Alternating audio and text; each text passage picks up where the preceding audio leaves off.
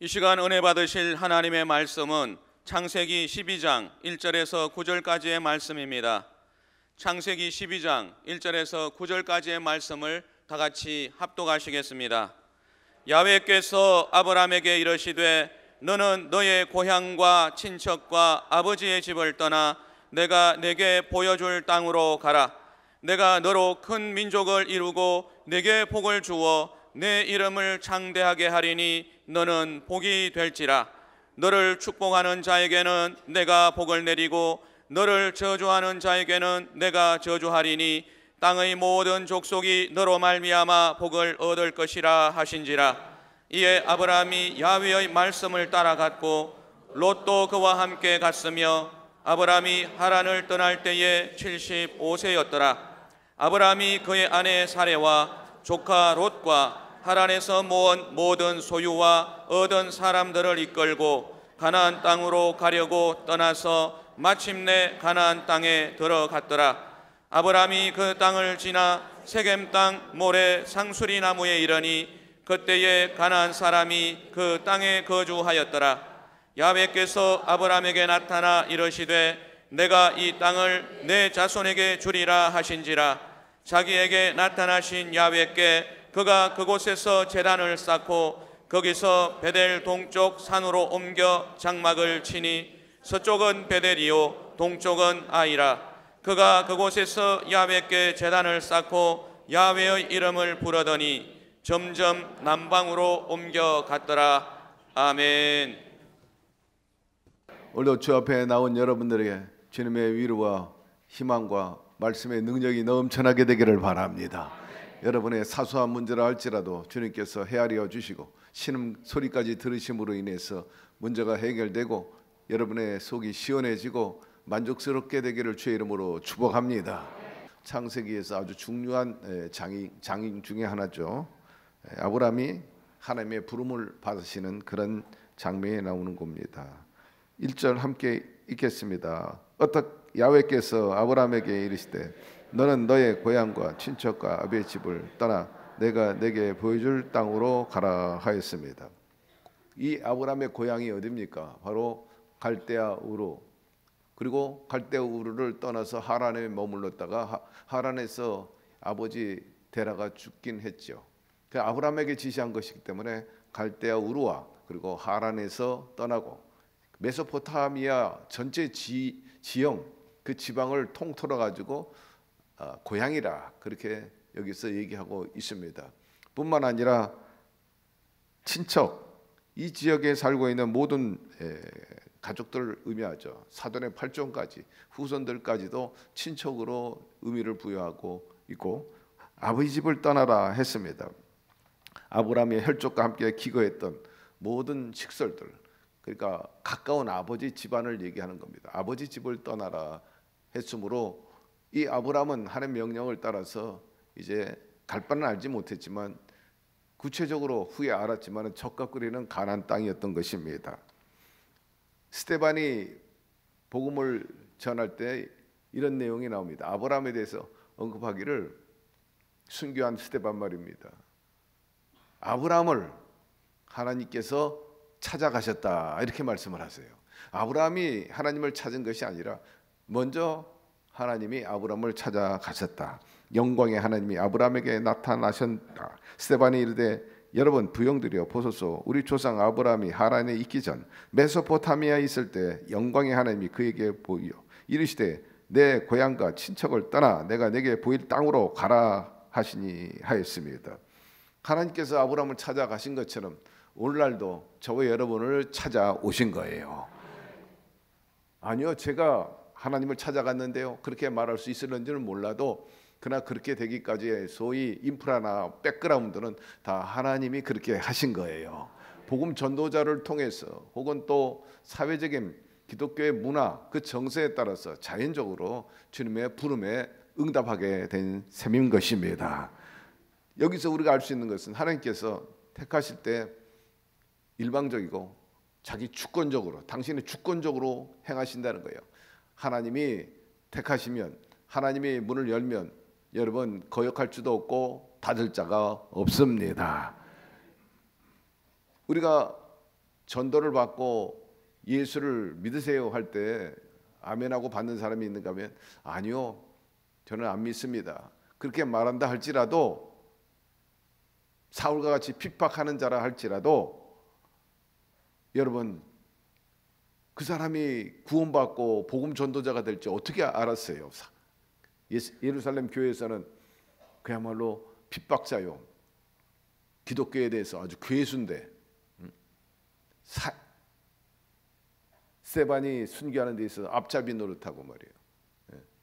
돌을 던지는 데 사람들의 옷을 보관하는 그런 일까지 한 사람인데, 그 사람이 그렇게 복음 전도를 위해서 평생 사실 수 있고, 또 이 기독교의 가장 핵심적인 교리 로마서를 기록할 줄 누가 알았겠습니까? 그런데 하나님께서는 이 사울에 대해서 과거도 오늘도 미래도 알고 계셨다는 거예요. 그래서 신학적으로 흔히 말하기를 예정론이라 그렇게 말을 합니다. 사도 바울뿐만 아니라 우리도 마찬가지, 우리의 과거도 알고 오늘도 알고 미래도 알고 계십니다. 근데 여기서 예정이라 해서 선택받고 안 받고, 여러분 이것을 예정됐으니까 우리는 아무리 예수 믿어도 뭐 구원 못 받겠네요, 그렇게 말할 수 있을런지 몰라도 그건 아니고, 예지 예정이라는 말이 있습니다. 우리 의지와 더불어서 예정된 것. 베드로는 주님께서 미래를 알고 계셨어요. 처음 만날 때 너는 사람 낚는 어부가 되라, 그랬어요. 예수님을 잘 따르고 수제자였어요. 그런데 예수님을 정면에서 부인하는 거예요. 그거는 보통 일이 아니죠, 사실. 그럼에도 불구하고 베드로는 주님께 용서받고 주님께서 말씀한 그대로 사람 낚는 어부가 된 것입니다. 위대한 사도 중에 한 사람이 되었어요. 똑같이 제자의 부름을 받았어요. 근데 가룟 유다도 주님이 선한 분인 줄 알고 또 하나님이 보낸 사람인 줄 알고 베드로처럼 따랐어요. 그런데 베드로처럼 상황 윤리에 따라서 배반을 했어요. 스승을 배반했어요. 은 30에 예수님을 팔아먹었어요. 거기서 베드로와 가룟 유다의 차이는 뭐냐? 똑같은 행위를 했는데 한 사람은 회개하고 용서받고 쓰임받았고, 가룟 유다는 회개하지 않고 버림을 받은 사람이 됐어요. 배신의 대명사가 되었다. 그 영혼이 어디에 갔는지 우리가 다 알 정도입니다. 여기서 중요한 것은 자유의지라는 거예요. 우리 하나님께서는 자유의지와 더불어서 예정을 함께 갖고 계신다. 하나님은 아셨어. 예수님은 알고 계셨어. 그래서 최후의 만찬 때 가룟 유다에게 네가 마음에 품고 있는 일을 가서 행하라. 벌써 미래에 대해서 알고 있었다. 여러분, 우리가 주 안에서 구원받은 사람임을 믿게 되기를 바랍니다. 여기서 중요한 건 예정돼 있지만 그 결과에 대해서 예수님은 하나님은 알고 계시다는 거예요. 끝을 알고 계시다. 우리의 미래를 알고 있다. 바라건대 여기서 중요한 것은 여러분, 여전히 그 과정 속에서도 예지가 중요하게 역할을 한다는 거예요. 방향키가 굉장히 중요하다는 거예요. 항상 여러분 영으로 진리로 예배드리게 되기를 바라고, 진정성 있게 하나님을 섬기게 되기를 바라고, 어떠한 상황에도 여러분 하나님 중심주의로 살게 되기를 주의 이름으로 축원합니다. 우리의 행동거지가 결국 예정에 어떻게 부합되는가를 작용한다는 거예요. 그러나 하나님은 알고 계신다. 우리의 끝을 알고 계시다.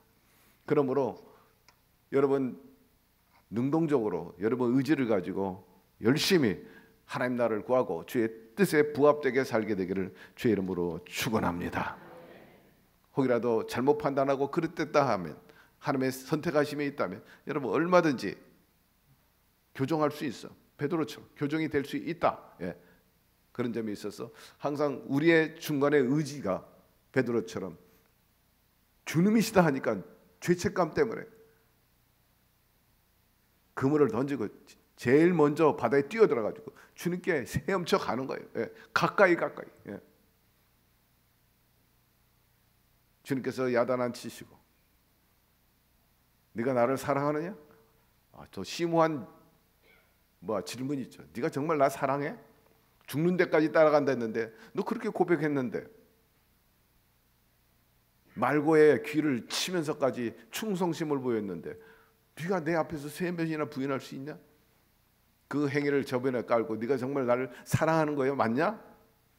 내가 사랑하는지 사랑하지 않는지 사실 저는 알지 못해요. 주님이 아십니다. 사랑한다고 말할 수가 없지. 사랑한데다가 배반했으니까. 자기 자신을 모르는 거예요. 주님이 아십니다. 그때 내 양을 먹이라 사명을 주시잖아요. 사명을 줘라. 자, 이제는 너에게 기회를 또 주겠다. 그때 열심히 회개하고 죽기까지 그와 충성하게 되었음을 우리가 기억합니다. 여러분, 하나님께서 저와 여러분을 택하셨습니다. 끝까지 그 부합된 아름다운 결론을 위해서 매진해 나가는 여러분의 아멘 그 신령한 여정이 되기를 주의 이름으로 축원합니다.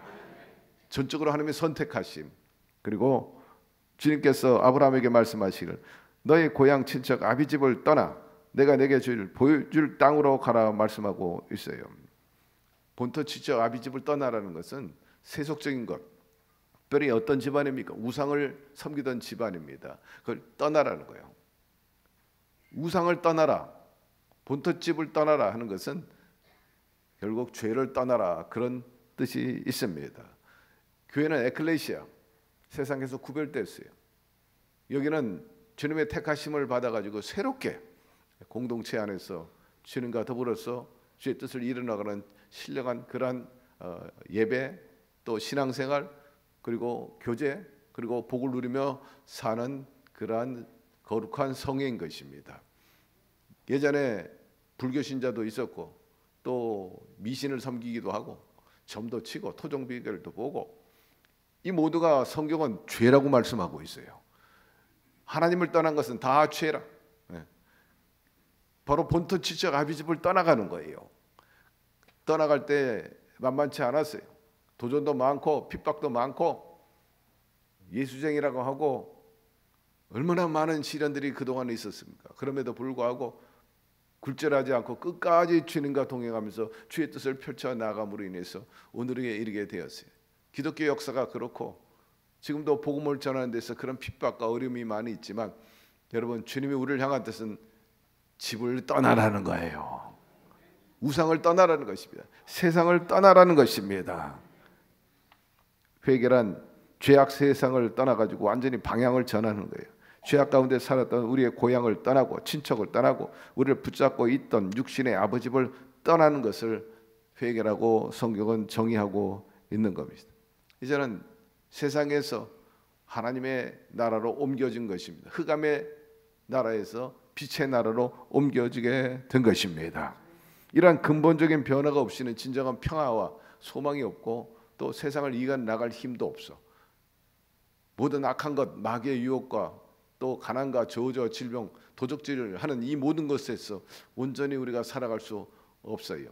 그러나 하나님의 나라로 옮겨지면은 주님이 우리를 향한 뜻대로 평안이 임하게 됩니다.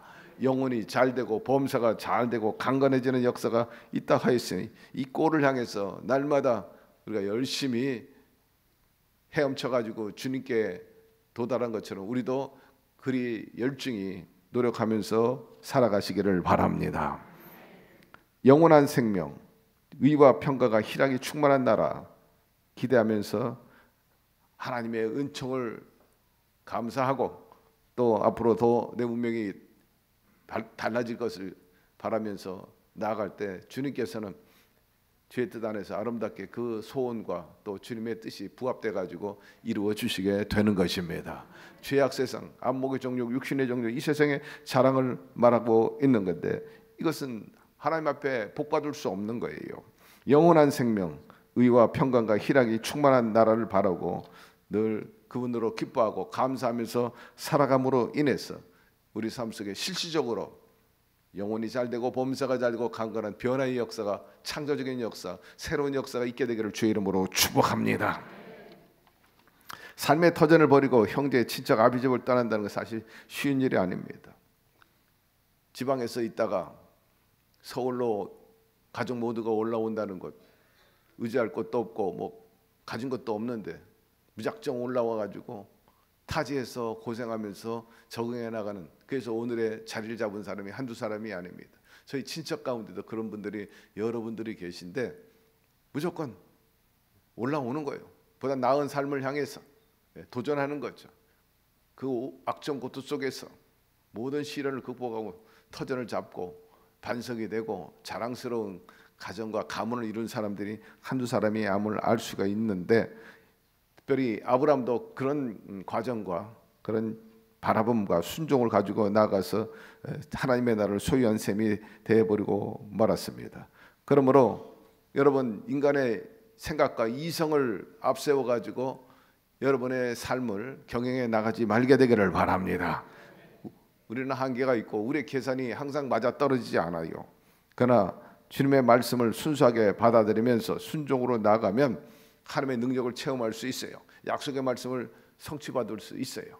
따라서 늘 제가 강조하듯이 절대 믿음, 절대 긍정, 절대 희망, 감사, 순종 통해 가지고 하나님의 나라를 이루며 살게 되기를 주의 이름으로 축원합니다. 아브라함이 그래, 절대 순종이에요. 절대 믿음이었어요. 절대 감사합니다. 원망 불평한 것 없어요. 약속해놓고 왜 자식을 안 주냐, 그렇게 원망한 것을 한 구절에서 찾아볼 수 없어요. 하나님은 반드시 좋은 때 좋은 방법으로 약속을 이루어 주십니다. 2절, 내가 너로 큰 민족을 이루고 내게 복을 주어 내 이름을 창대하게 하리니 너는 복이 될지라. 하나님께서 너는 내게 순종만 해라, 그러면 내가 복을 주리라 합니다. 선택된 사람은요, 하나님께서 보장하시고 책임져 주십니다. 우리 가설이 되고 우리 이론이 되면은 잘 되기를 바라고, 될 수 있으면 도와주려고 그러잖아요. 참으로 오늘 신문에 보니까 안타까운 일들이 있는데, 가족 간에 이렇게 목숨을 빼앗아가는 일, 특히 아빠가 일이 안 풀리고 인생이 꼬였다고 좌절 원망 속에서 처자를 동반 자살한다든지. 근데 오늘 신문에 보니까는 참 이런 얘기가 우리 마음을 어둡게 합니다만은, 그런 무서운 일에서 가까스로 살아난 사람들이 있어요.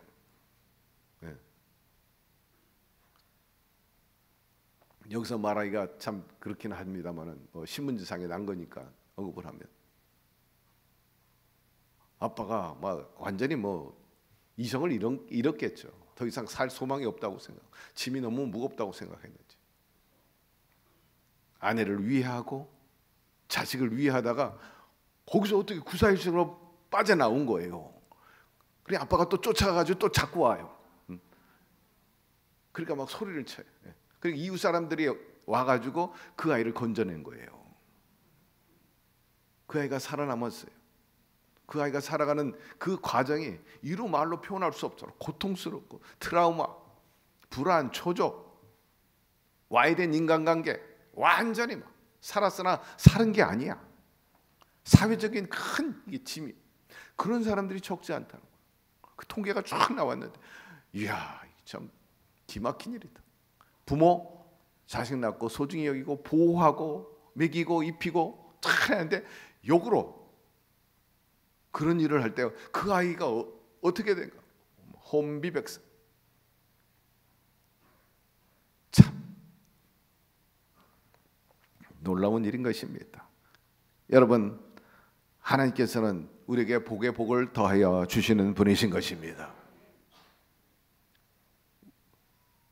영적인 위대한 하나님 백성, 무엇을 의미합니까? 주님의 돌보심과 번성함을 말하는 거예요. 그러니까 성육하고 번성하고 충만하고 정복하고 다스리라. 철저하게 보호하시고 지켜주시고 길 열어주시고 우리의 니들을 채워주시기 위해서 택해 주신 거예요. 부려먹기 위해서, 우리를 도적질하고 죽어 멸망시키기 위해서 택한 것이 아닙니다. 믿으시면 아멘 하시기를 바랍니다. 복 주시기 위해서, 은혜 속에 살기, 하나님의 형상대로 지음받은 인간답게 노예나 기계나 짐승처럼 살지 않고 말입니다. 주님의 그 본성 안에서 선하심과 착하심과 사랑하심과 긍휼과 자비 속에서 풍성함 속에서 넘치도록 살도록 저와 여러분을 택하시고 부르셨던 것입니다. 대표적으로 어떤 복이냐? 번성이라고 했어요. 번성하라. 여러분, 아브라함의 입장에서 자식이 없었기 때문에 생육 번성하라 할 때 그 말이 들어오지도 않았을 거예요. 아니, 무자인데 아직 자식도 없는데 번성하리라, 바다의 모래알같이 많아지리라, 밤하늘의 별처럼 많아지리라. 믿을 수 없는 상황이었지만 아브라함은 믿었다는 것입니다. 이것이 놀라워요. 그게 믿음의 조상이 돼요. 영웅적인 치고를 받은 이유가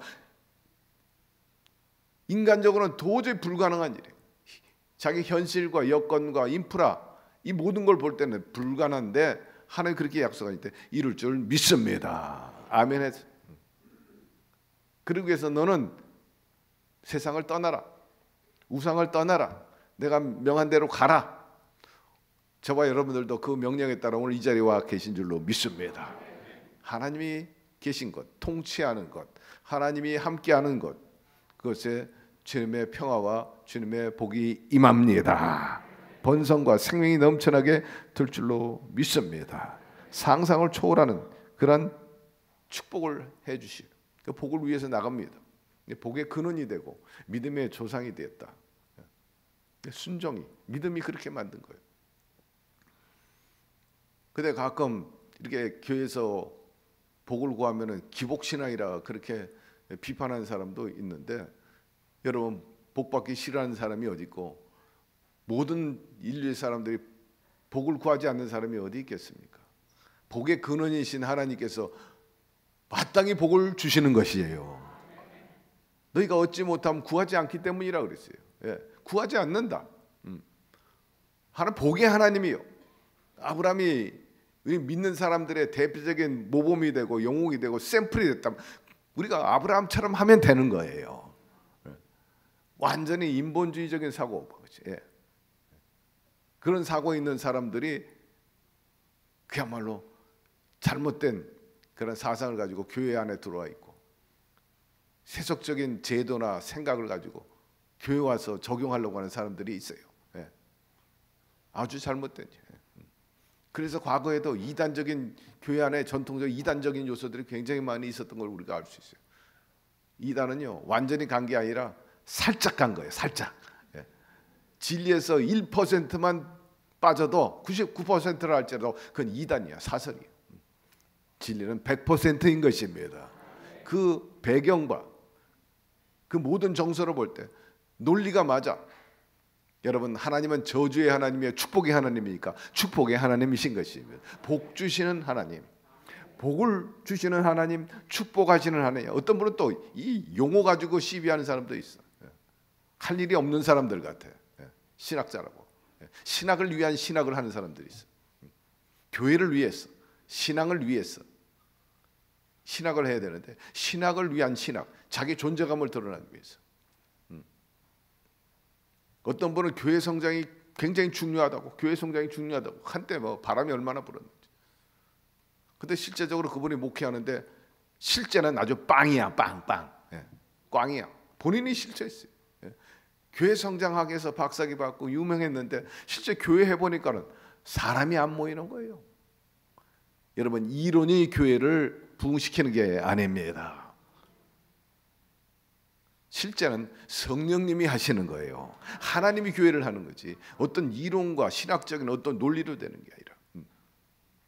사실 이치나 논리 따져봐도 당연한 거지. 하나님은 복의 근원이요, 복 주시는 분이라.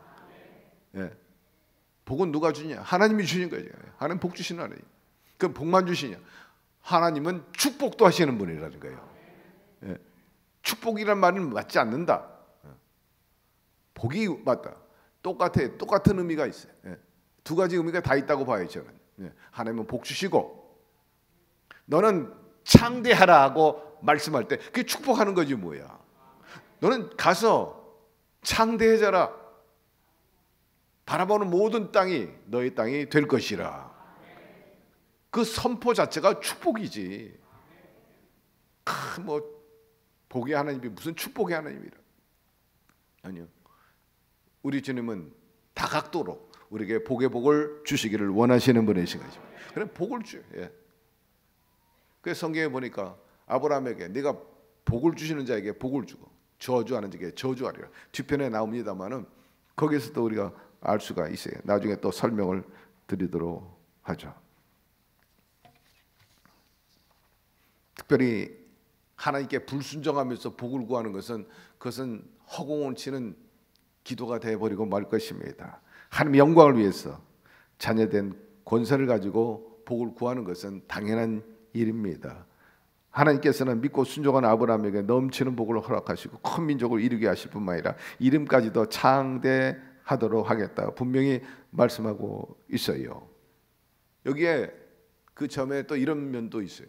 네가 복을 많이 받아라, 창대해져라, 땅이 넓어져라. 그러나 너 혼자만 누리지 말고 또 너보다 못한 사람들에게 공유하고 나눠주라 하는 그런 뜻도 포함되어 있는 것입니다.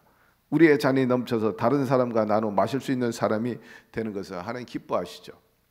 형제 간에도 그렇고 이웃 간에도 그것이 하나님 복이나 부모 복이나 어른들이 볼 때 참 좋은 그 모습인데 우리 모두가 그렇게 살게 되기를, 그런 지경에 이르게 되기를 주의 이름으로 축원합니다.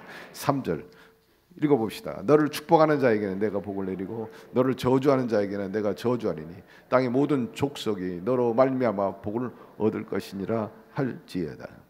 하나님과 아브라함 사이에 이제 계약을 맺게 된 거죠. 하나님께서 아브라함과 함께 하실 뿐만 아니라 아브라함에게 축복하는 자에게 복을 주고 아브라함에게 저주하는 자에게 저주를 내리시겠다 그렇게 말씀하고 있어요. 그건 놀라운 축복입니다.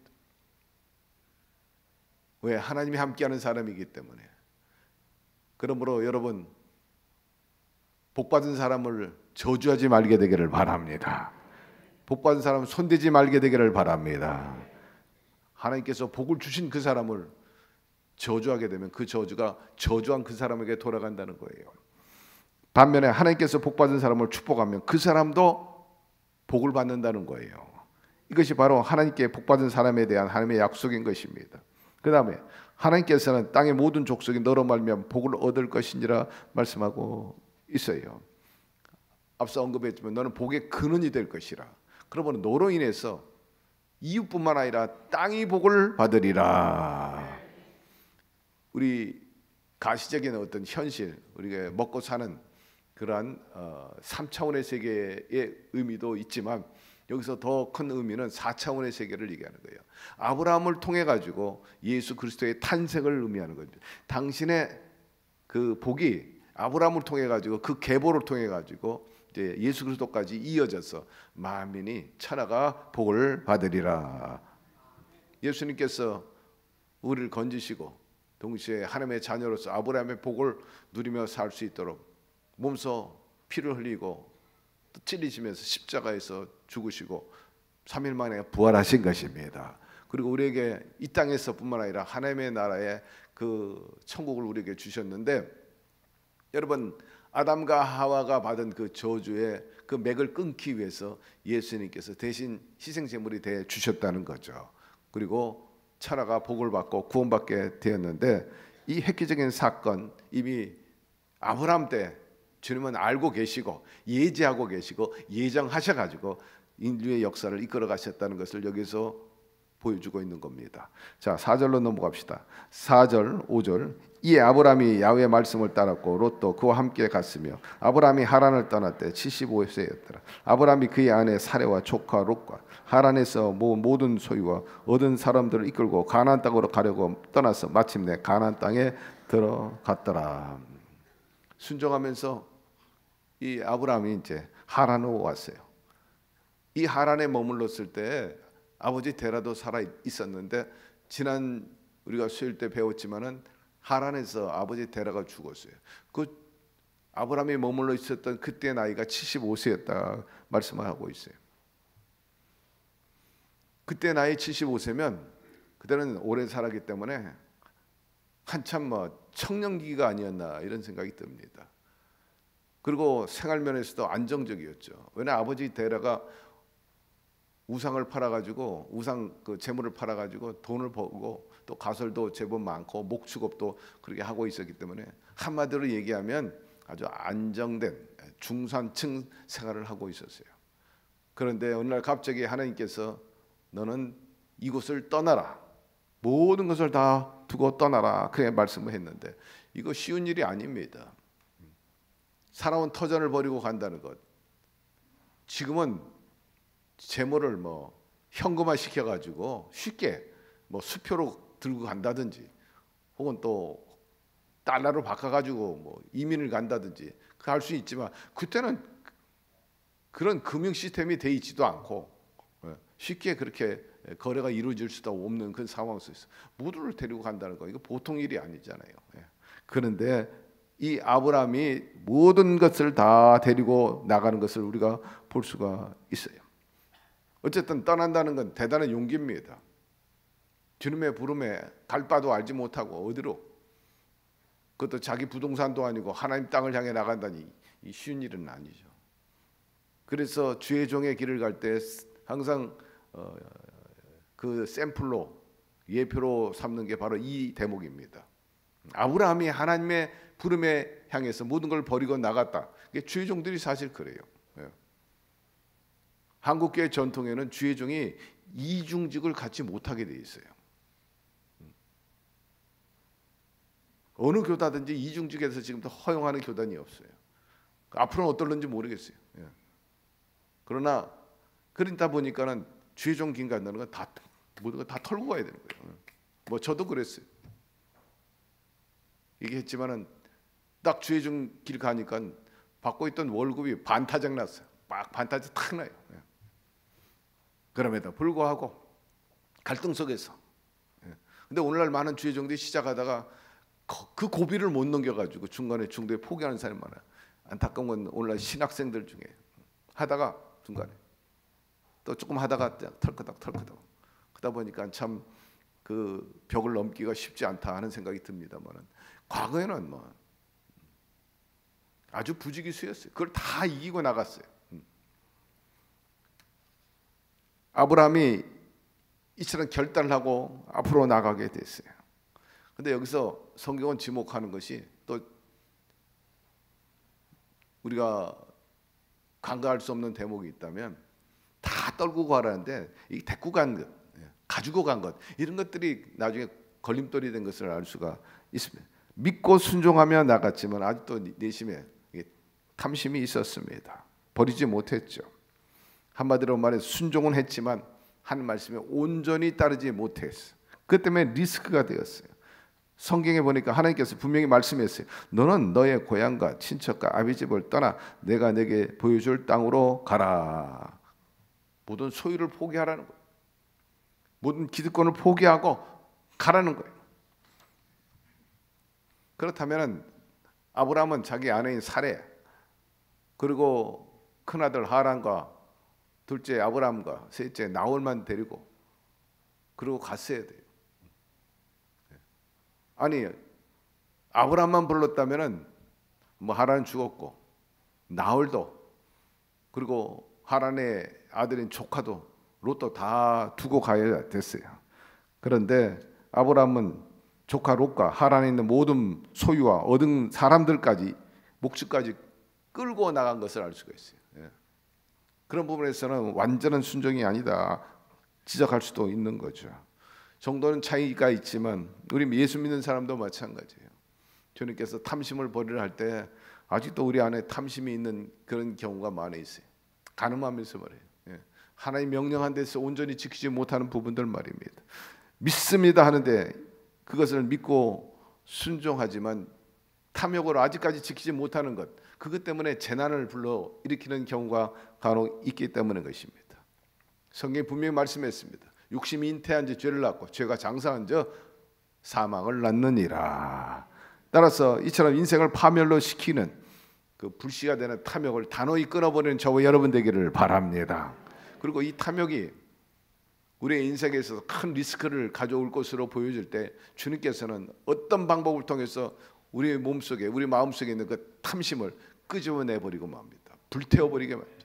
하나님이 쓰시려고 하니까, 하나님께서 이 사람을 복주기 위해서는 어떤 수단과 방법을 가리지 않고라도 그 사람 안에서 이 탐심을 뽑아내버리는 거예요.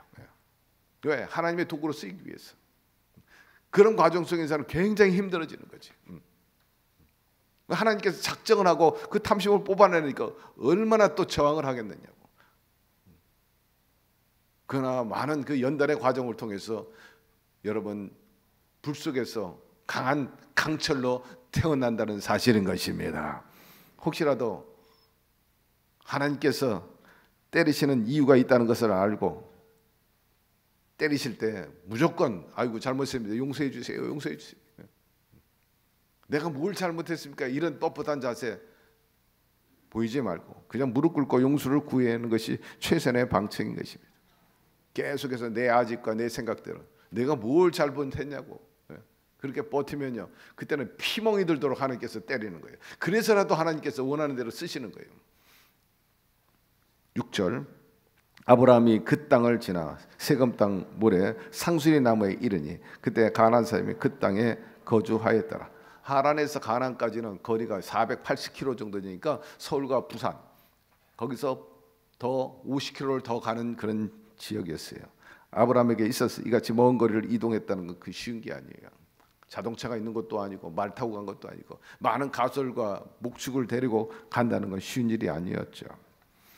특별히 하란을 떠난 아브라함이 가나안 땅을 통과해서 세금에 이르게 되었는데 그 세금에 가니까 함의 후손들이 이미 정착하고 있었고 그 함 자손들은 우상을 섬기고 있었어요.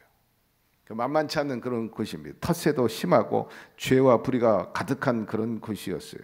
그럼에도 하나님께서는 아브라함을 가나안 땅으로 인도하시고 그 땅을 주시겠다고 말씀하신 것을 알 수가 있어요. 자, 7절로 넘어갑시다.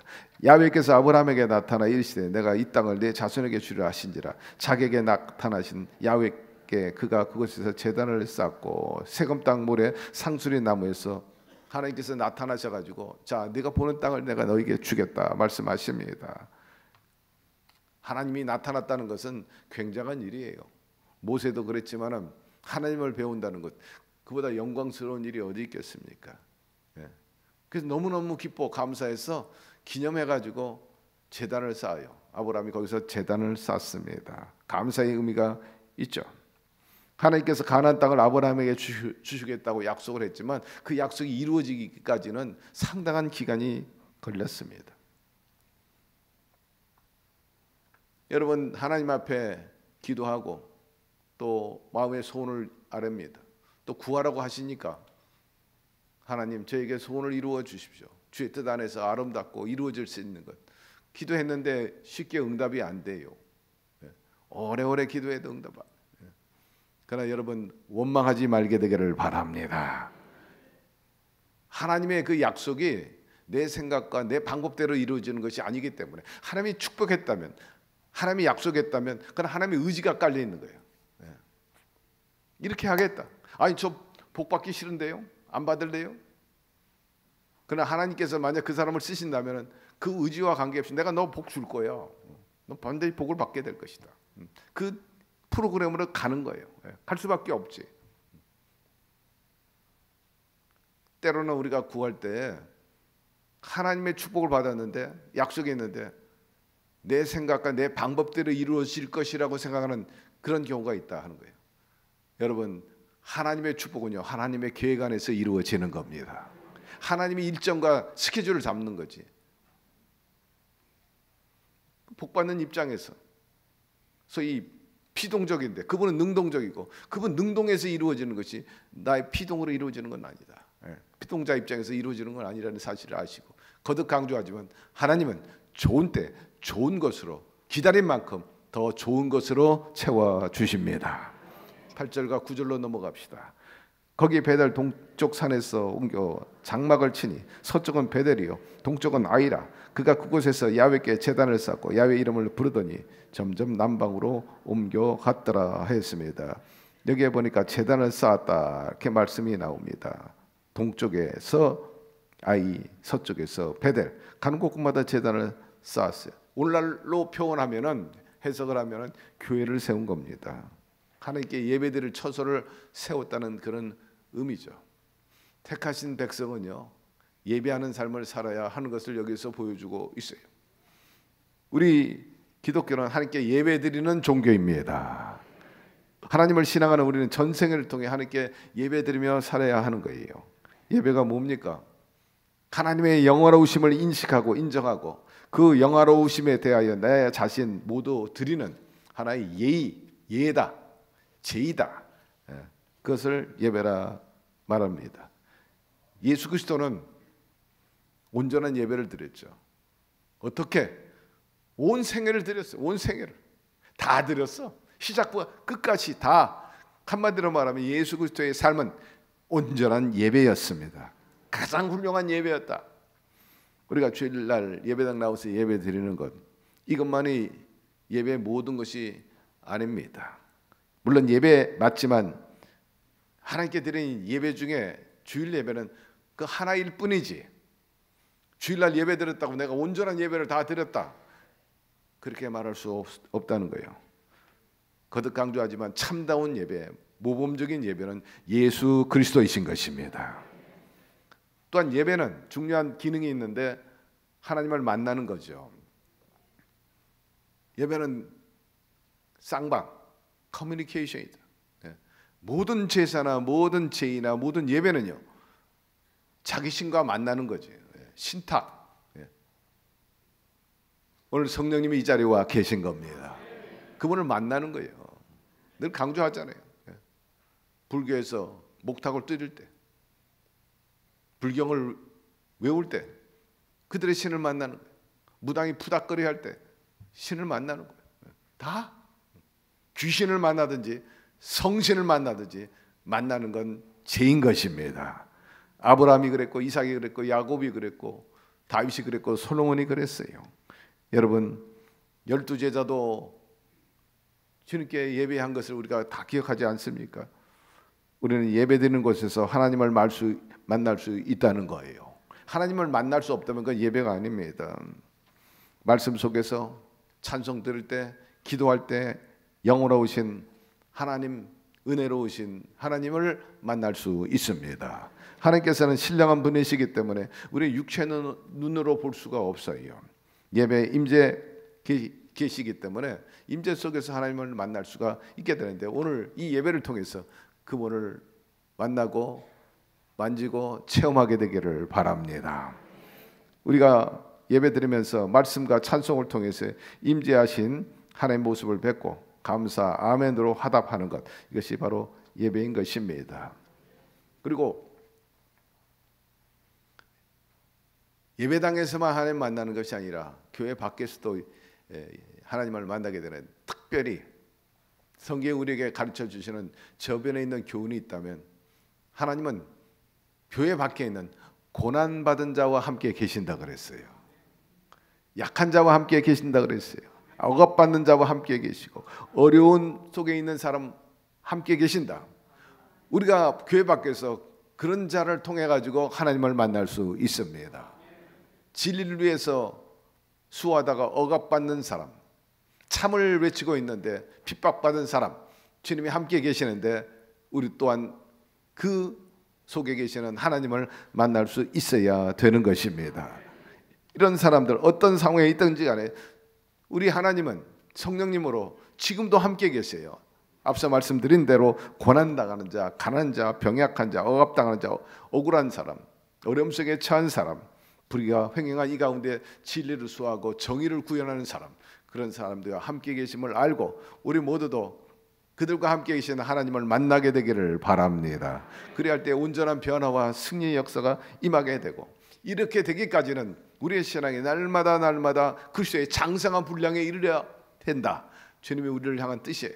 어린아이와 같은 신앙에 머물러 있지 말고 날마다 성장하라는 거예요.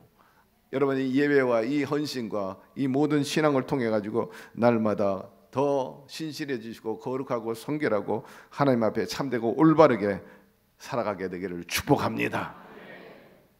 우리는 그런 속에 살 수밖에 없는 게, 왜냐하면 우리는 포도나무인 가지이기 때문에 그 포도나무, 우리 주님께서 자양분을 계속해서 우리가 주고 계시잖아요. 계속해서. 여러분, 포도나무와 가지의 관계 속에서 끊기지 말게 되기를 바랍니다. 끊어지지 말게 되기를 바라고, 주님께서 우리에게 필요한 모든 영육간의 자양분을 계속해서 공급해 주고, 뿌리에서 근원적으로 하나님께서 계속해서 복을 주고 위에서 내려주시고 땅에서 올려주시. 여러분, 그 영양분을 잘 받아가지고 견실하게 열매 맺고 꽃 피고 하나님께 크게 영광 돌리는 저와 여러분의 삶이 되기를 주의 이름으로 축원합니다. 하나님 오늘 말씀을 통해서 여러 모양으로 여러 각도로 우리에게 교훈하시고 깨닫게 해주시니 감사드립니다. 말씀을 잘 새겨서 적용해가지고 아브라함처럼 복을 받게 도와주시고 축복의 반열에서 늘 하나님을 영광 돌리면서 생육 번성 충만 정복 다스리며 하나님 복이나 사람 복의 좋은 모습으로 살게 하여 주시옵소서. 예수님의 이름으로 기도드리옵나이다. 아멘.